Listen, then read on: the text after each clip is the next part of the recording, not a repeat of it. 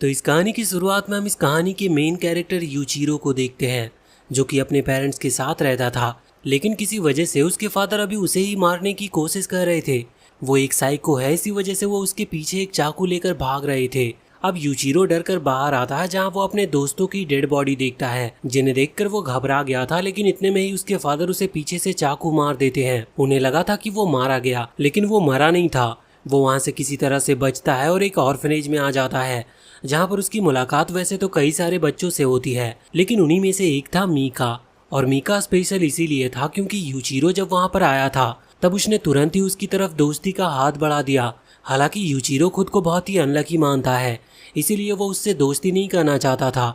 लेकिन फिर धीरे धीरे उनमें दोस्ती हो जाती है। अभी वो कुछ ही टाइम वहाँ ऑर्फनेज में चैन से रह रहा था कि तभी अचानक से उनके शहर में एक नई बीमारी फैलना शुरू होती है, जिसमें 13 साल या उससे बड़े बच्चों की जान अपने आप ही जा रही थी। और उसी समय कुछ लोगों का ग्रुप उनके शहर में आता है।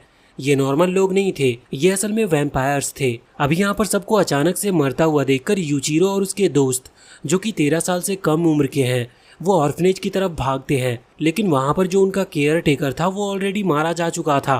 अब उसी समय वहाँ पर वो वैम्पायर का ग्रुप आ जाता है और उन सभी को पकड़ लेता है। इसके बाद से यूचिरो और उसके दोस्तों को 4 साल के लिए एक कैद में रखा गया। वो जगह तो बहुत बड़ी थी, लेकिन वो एक कैद खाने की तरह थी। उन्हें 4 साल तक अच्छे से ट्रीट किया जाएगा और उनके ब्लड को निकाला जाएगा जब तक कि वो पूरे 13 साल के नहीं हो जाते। यूचिरो यहाँ पर बिल्कुल खुश नहीं था। तभी वो सामने देखता है कि 2 वैम्पायर अभी एक बच्चे के हाथ पर पैर रखते हुए जा रहे हैं। साथ ही वो उस बच्चे को इग्नोर कर रहे थे।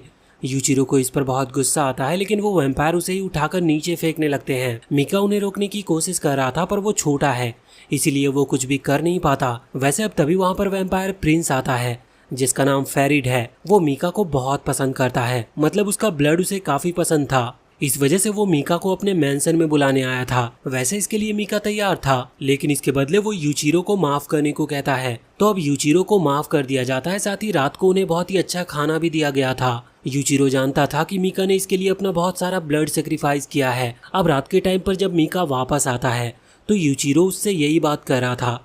मीका बताता है कि वो सिर्फ वहाँ इसीलिए नहीं गया था कि वो यूचिरो को बचाना चाहता है, बल्कि उसके वहाँ पर जाने का एक और कारण है। उसे वहाँ पर अभी एक गन मिली है और साथ ही साथ एक मैप भी, जो कि यहाँ से बाहर निकलने का है। वो सभी को जगाते हैं और निकलने का प्लान बनाते हैं। और जब वो वहाँ से जा रहे थे तो वो बिल्कुल छुप कर निकल रहे थे। उन्हें पहले तो आसपास के रास्ते पता थे, लेकिन जब वो आगे जाते हैं तो उन्हें वहाँ पर आइडिया नहीं था कि उन्हें करना क्या है। अब उसी दौरान उनकी मुलाकात प्रिंस फेरिड से होती है। वो बताता है कि ये सब उसकी चाल थी। वो सिर्फ उन्हें एक होप देना चाहते थे कि वो सब यहाँ से भाग सकते हैं, लेकिन ये सब सच नहीं है।